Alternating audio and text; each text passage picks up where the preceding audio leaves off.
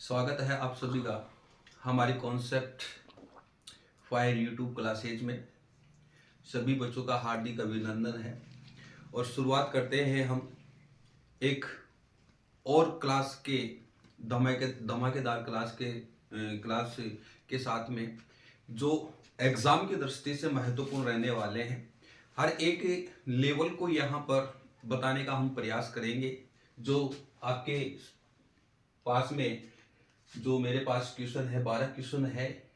जो पहले वाली क्लासों में आपने देखा होगा कि ऑप्शन थे, और यहाँ पर इस क्लास में ऑप्शन नहीं है।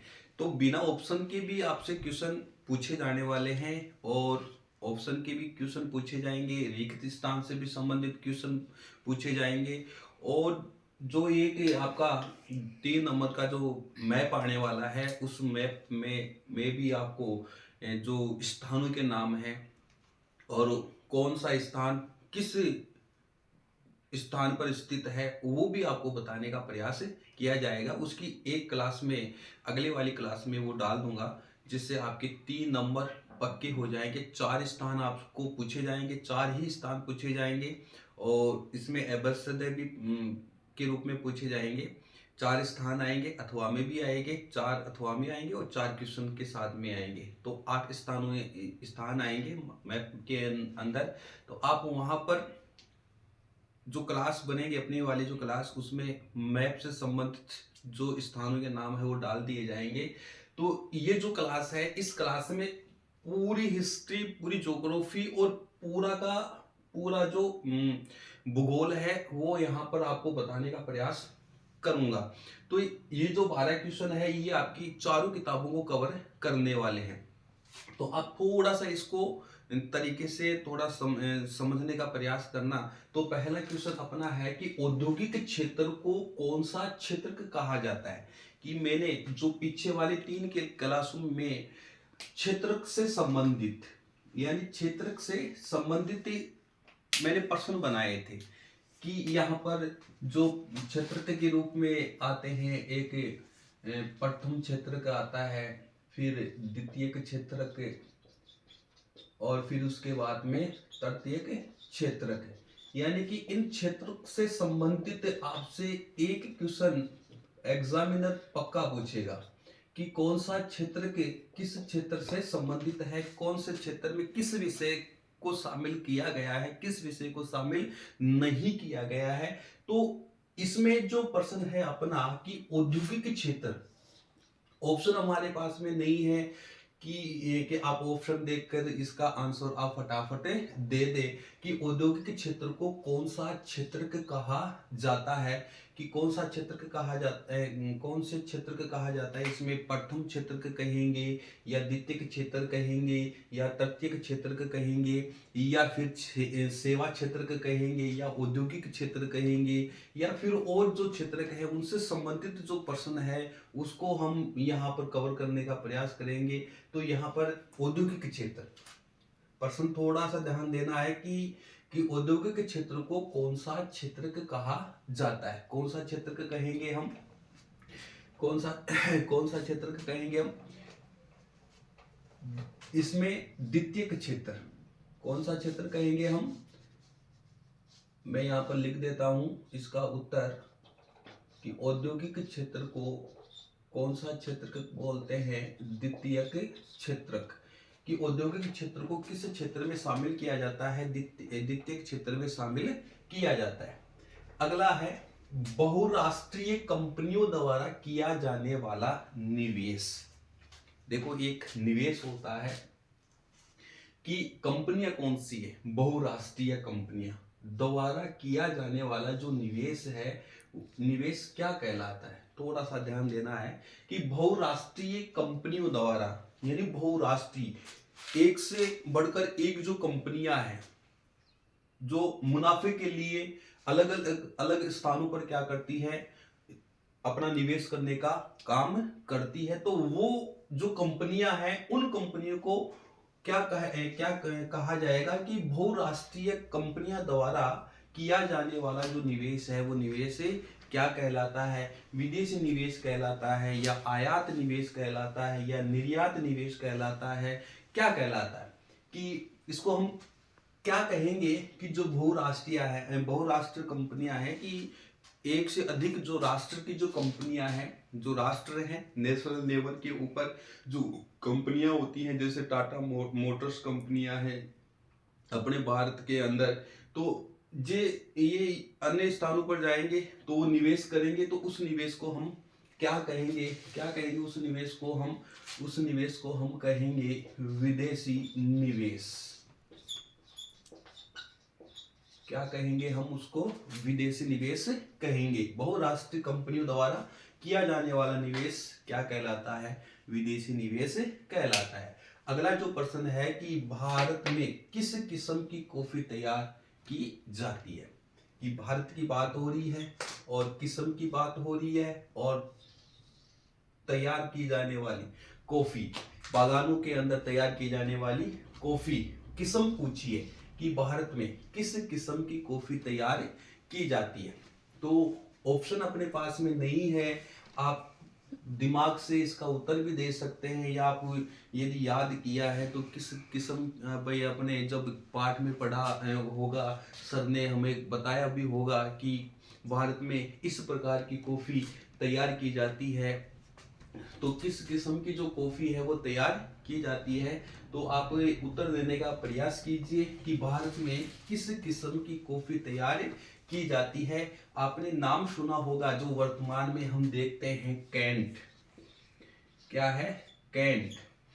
और इसको पहले क्या बोला जाता था? अरेबिका। शुरुआत में इसको क्या बोला जाता था? अरेबिका। और अब क्या बोलते हैं इसको? कैंट बोलते हैं। तो भारत में जो कॉफी तैयार की जाती है वो कौन सी कॉफी तैयार की जाती है? किस किस्म की कॉफी तैयार की जाती है? कैंट किस्म की कॉफी तैयार की जाती है, जिसका नाम पहले क्या था? प्राचीन नाम क्या है? अरेबिका नाम है। तो ध्यान में रहेगा इसका उत्तर कि भारत में किस किस्म की कॉफी तैयार की जाती है? कैंट अरेबिका जो किस्म की जो कॉफी है वो तैयार की जाती है। कहाँ तैयार की जाती है? भारत में तैयार की जाती है। यदि आप कैंट नाम भूल भी जाओ तो अरेबिका याद रखना। अरेबिका भी आप लिख दोगे तो सही होगा, कैंट भी आप लिखोगे तो भी आपका उत्तर सही हो जाएगा। अगला है, हंगरी में बोली जाने वाली प्रमुख भाषा क्या है? ध्यान देना कि हंगरी में बोली जाने वाली प्रमुख भाषा क्या है। ये क्वेश्चन हमारी पहली क्लास में भी आया था। आपने यदि देखा है तो यदि उसको पढ़ा है कि ये जो क्वेश्चन है पहली क्लास में भी आया है, दोबारा भी क्वेश्चन रिपीट हो गया, तो भाषाओं के ऊपर भी प्रश्न पूछा जा सकता है कि हंगरी में बोली जाने वाली प्रमुख जो भाषा है वो क्या है? कौन सी भाषा है जो हंगरी में बोली जाती है और उस भाषा को क्या कहा जाता है? जैसे अपने भारत में जो भाषा बोलते हैं, भाई भाषा को तो घोषित नहीं किया गया है, लेकिन राजभाषा के रूप में अपनी जो भाषा है उसको घोषित किया गया है, जिसको हम कौन सी भाषा बोलते हैं? हिंदी भाषा बोलते हैं। अपने जो भारत की जो राजभाषा के रूप में घोषित की गई जो भाषा वो कौन सी है? हिंदी भाषा है। तो उसी प्रकार से हंगरी में जो बोली जाने वाली जो प्रमुख भाषा है वो भाषा कौन सी है? हंगेरियाई भाषा।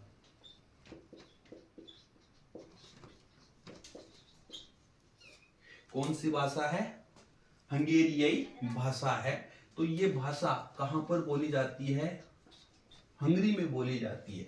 हंगरी में बोली जाने वाली प्रमुख भाषा क्या है? हंगेरियाई भाषा है, जो कहां बोली जाती है?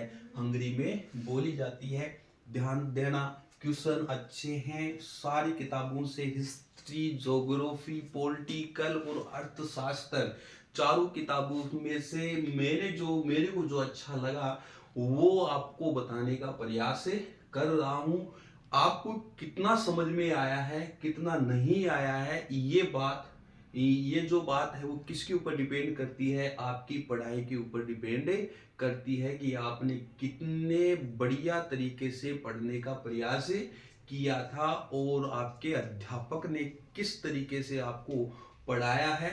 तो आपने अच्छी तरीके से यदि क्लास में बैठकर पाठों का अध्ययन किया है अध्यापकों के साथ में मनन किया है तो ये क्वेश्चन आपको हार्ड नहीं लगेंगे।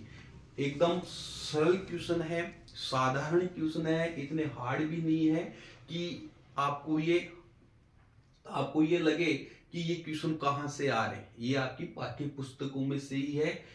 ये मोस्ट इम्पोर्टेंट क्वेश्चन के आधार पर क्वेश्चन एक एक ही लेसन में से क्वेश्चनों को छांट कर आपके सामने लाने का प्रयास किया है कि यदि किसी बच्चे को ये लगता है कि मेरी पास होने की कोई उम्मीद नहीं है और किसी बच्चे को ये लगता है कि मेरे पास ऐसे क्वेश्चन हो जो मैं एग्जाम में बढ़िया से बढ़िया नंबर ला सकूं, 100 में से 100 नंबर ला सकूं, क्योंकि 100 नंबर लाने का जो काम है वो 1 अंक वाले क्वेश्चन है। यही करते हैं बड़े वाले जो क्वेश्चन है, निबंधात्मक जो क्वेश्चन होते हैं जहाँ पर हमें लिखना होता है तो हम कुछ भी लिख सकते हैं वहाँ पर प्रश्न से संबंधित, लेकिन इन प्रश्नों में हमें लिखना नहीं पड़ता है।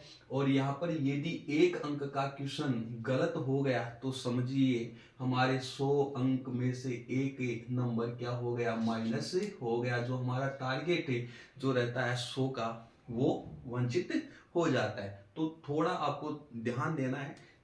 मेरी जो क्लासें हैं आपको मैं तो यही कहूँगा, उन क्लासों में यदि आप अच्छे से देख लोगे, पढ़ लोगे और अपने साथी जो हैं, मित्र जो गण हैं, उनके पास में यदि आप शेयर करोगे और उनको बताओगे, कहोगी कि इस क्लास को देखना, इसमें से जो क्वेश्चन है वेरी वेरी इंपॉर्टेंट क्वेश्चन है, चारों किताबों का समावेश है, यहाँ पर बढ़िया तरीके से आपको बताने का प्रयास किया है। तो आप इस क्लास को ज़्यादा से ज़्यादा शेयर करें और अपने दोस्त जो हैं, मित्र जो हैं, उनको बोले कि क्लास को देखें और इन जो प्रश्न है इनका रिवाइज करने का आप प्रयास कीजिए।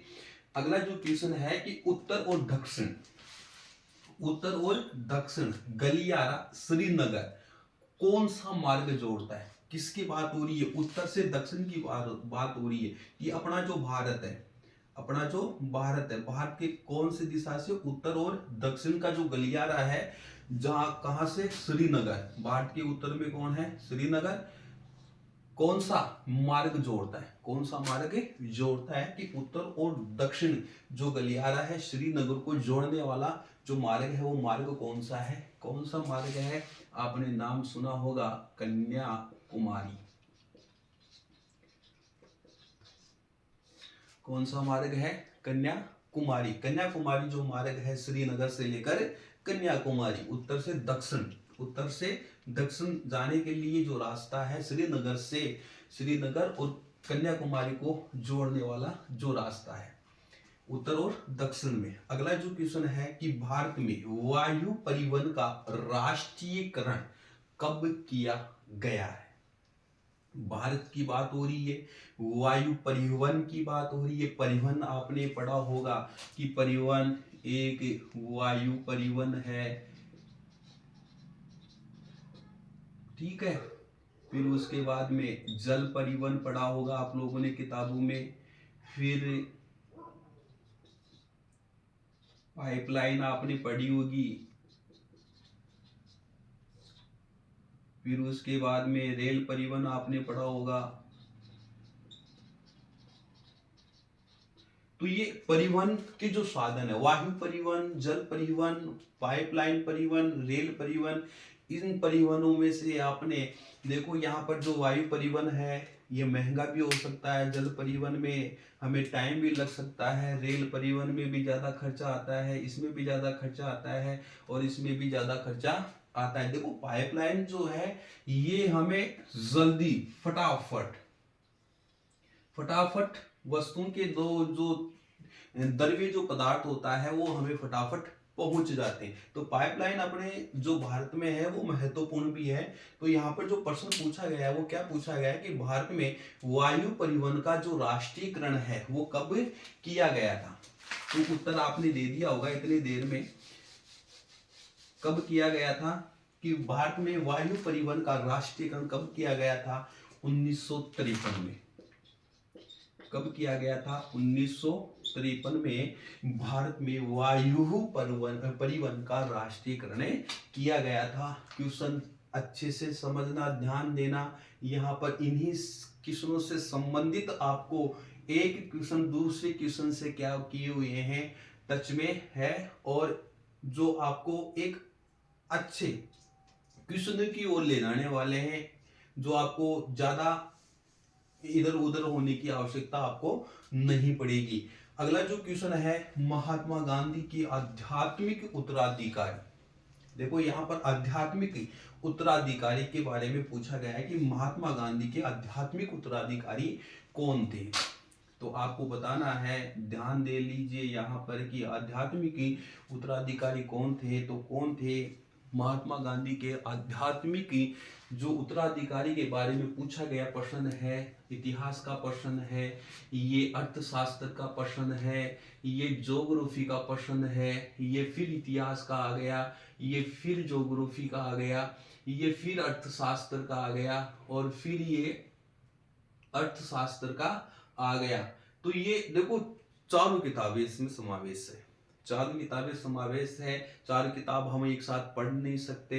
हम एक एक क्वेश्चन को दूसरे क्वेश्चन से अटैच करते हुए यहाँ पर आपको क्वेश्चन बताने का प्रयास कर रहे हैं। तो कॉन्सेप्ट फाइव जो यूट्यूब क्लासेज है हमारी, आपके लिए बहुत धमाकेदार एक बढ़िया तरीके से आपको समझाने का प्रयास करेगा। आपको हर एक बिंदु के ऊपर, हर एक लाइन के ऊपर आपको समझाने का प्रयास करेगा।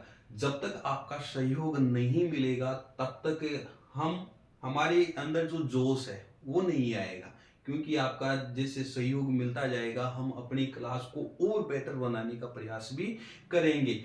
आपको हर एक चीज, हर बिंदु से जोड़ते हुए उसको समझाने का हम प्रयास करेंगे। तो महात्मा गांधी के आध्यात्मिक उत्तराधिकारी कौन थे, ये जो उत्तराधिकारी थे उनका आपको क्या करना है, नाम बताना है कि महात्मा गांधी के आध्यात्मिक उत्तराधिकारी कौन थे। तो कौन थे याद हो गया होगा, या फिर आपको याद होगा, या फिर याद नहीं आ रहा है तो चलो कोई दिक्कत नहीं है, याद कर लेना। दो चार अक्षर हैं, ज्यादा इसको कि भाव नहीं देते हैं। ये जब हम कोई भाव नहीं देता है ना भाई, भाई ये आदमी तो ज्यादा भाव दे रहा है, तो उससे संबंधित क्या करना है, विनोबा भावे। क्या करना है, विनोबा भावे। ये राजनीतिक गुरु थे। कौन थे, राजनीतिक गुरु थे। भाई भाव, क्या भाव चल रहा है आजकल, कि भाव चल रहा है किसका, विनोबा का भाव चल रहा है कि आध्यात्मिक उत्तराधिकारी कौन है, आध्यात्मिक उत्तराधिकारी। यदि राजनीतिक गुरु पूछ ले तो कौन आएगा, गोपाल कृष्ण गोखले। कौन आएगा, गोपाल कृष्ण गोखले। महात्मा गांधी के राजनीतिक गुरु कौन थे, राजनीति के बारे में, चर्चा विषय के बारे में महात्मा गांधी किससे प्रतिक्रिया करते थे, गोपाल कृष्ण गोखले से प्रतिक्रिया करते थे, चर्चा वगैरह करते थे। आध्यात्मिक उत्तराधिकारी वो कौन थे, विनोबा भावे। भाव से याद रखना, किससे याद रखना है, भाव से याद रखना, विनोबा भावे। फ्रांसीसी क्रांति के दौरान कला का स्वतंत्रता को कौन सा रूप प्रदान करते थे। फ्रांसीसी क्रांति के दौरान कलाकार, एक महिला का जो चित्र आपने पढ़ा होगा, जहां पर जंजीरें हैं, उड़ता हुआ जो पक्षी है और खुली बेड़ियां हैं, आपने वहां पर किताब में देखा होगा, चित्र भी अंकित वहां पर किया गया है कि फ्रांसीसी क्रांति के दौरान जो कलाकार स्वतंत्रता को कौन सा रूप प्रदान करते हैं। जो फ्रांसीसी क्रांति थी, आपने पढ़ी होगी किताब में कि फ्रांसीसी क्रांति के दौरान जो कलाकार वगैरह हुए हैं, स्वतंत्रता को कौन सा रूप प्रदान करते थे, कौन सा रूप प्रदान करते थे भाई, महिला का जो रूप है वो कौन सा है, महिला रूप। महिला के रूप को वहां पर प्रदर्शित किया गया था कि जब वो स्वतंत्र थे, गुलामी में थे, बेड़ियों में जकड़े हुए थे, उनको आजादी नहीं मिली थी, उनके जो प्रतीक जो चिन्ह थे वो यहाँ पर आपको बताने का प्रयास किया गया है कि फ्रांसीसी क्रांति के दौरान कलाकार स्वतंत्रता को कौन सा रूप प्रदान करते हैं, कौन सा रूप प्रदान करते हैं, महिला रूप जो है वो प्रदान करते हैं। अगला जो क्वेश्चन है वो संवाद कौमुदी नामक समाचार पत्र का संपादक कौन था। क्वेश्चन बार बार क्वेश्चन है हमारे पास में रिपीट हो रही है कि संवाद कौमुदी नामक समाचार पत्र का संपादक कौन था। कौन सा समाचार की बात हो रही है, संवाद कौमुदी, इसके संपादक का नाम पूछा गया हमारे से। इसे समाचार पत्र का जो संपादक है वो पूछा गया होगा। देखो इससे पहले वाली जो क्लास थी वहां पर भी संपादक किताबों से संबंधित जो प्रश्न थे वो आपसे पूछे गए थे। यहाँ पर संवाद कौमुदी नामक समाचार पत्र का संपादक आपसे पूछा गया है। तो कौन था संवाद कौमुदी नामक समाचार पत्र का संपादक कौन था? राजा राम मोहन राय। राजा राम मोहन राय, राजा राम मोहन राय कौन थे? संवाद कौमुदी नामक समाचार पत्र का संपादक इन्होंने किया था। अगला जो क्वेश्चन है, भारत की कोई दो बहुराष्ट्रीय कंपनियों के नाम बताइए। देखो इससे पहले बहुराष्ट्रीय कंपनियों द्वारा निवेश किया जाने वाला जो क्षेत्र है उसको क्या कहा जाता है कि बहुराष्ट्रीय कंपनियों द्वारा किया जाने वाला निवेश। अब देखो यहाँ पर क्या पूछा गया है कि भारत की कोई दो बहुराष्ट्रीय कंपनियों के नाम बताना है। कौन सी ऐसी दो कंपनियां हैं जो बहुराष्ट्र है, हर जगह पर फैली हुई है, वो अपना निवेश करती है और अपने व्यापार को आगे बढ़ाने का प्रयास करती है। तो कौन कौन सी है? जैसे आपने अभी ताजा हाल ही में टाटा, एक कौन सी है कंपनी? टाटा मोटर्स। कौन सी है? टाटा मोटर्स कंपनी है। और एक जो है वो कौन है? रेनबक्सी। रेनबक्सी ये कंपनी, ये दो अपने और भी हैं। तो यहां पर हमारे से दो पूछा है। दो बहुराष्ट्रीय कंपनियां कौन सी है? टाटा मोटर्स, रेनबक्सी। ये अपने भारत की बहुराष्ट्रीय कंपनियों में इनका नाम भी आता है। राज्य उपभोक्ता अदालत में कितनी राशि तक मामले सुने जाते हैं? राज्य उपभोक्ता अदालत में कितनी राशि तक मामले सुने जाते हैं? आज ये जो राशि है वो कितनी हो गई? 1 करोड़ से लेकर कितनी करोड़ तक? 10 करोड़ तक। कितनी राशि हो गई? 1 करोड़ से लेकर 10 करोड़ की जो राशि है उस राशि के मामले राज्य उपभोक्ता अदालत में सुने जा सकते हैं। ये इससे पहले 20 लाख तक जो मामले थे वो सुने जाते थे। इससे पहले कितने लाख तक? 20 लाख तक मामले सुने जाते हैं। अब कितनी हो गई? 1 करोड़ से लेकर 10 करोड़ के जो मामले हैं उन मामलों को कौन सुलझा सकती है? राज्य उपभोक्ता अदालत। बंगाल गजट, देखो किताब से संबंधित फिर प्रश्न आया है कि बंगाल गजट साप्ताहिक पत्रिका का प्रकाशन किसने किया? फिर रिपीट हो रहा है क्वेश्चन, क्योंकि किताबों से संबंधित जो प्रश्न है कि महत्वपूर्ण जो प्रश्न है वो आपको यहाँ पर फिर बार बार बताने का हम प्रयास कर रहे हैं कि आपसे कहीं या फिर हमारे से कहीं जो प्रश्न है वो छूट न जाए और आपको ये लगे कि सर ने वो ये हमारे को प्रश्न बताए नहीं, ये अलग से कहाँ से प्रश्न आ गए। तो किसने किया था? James Augustus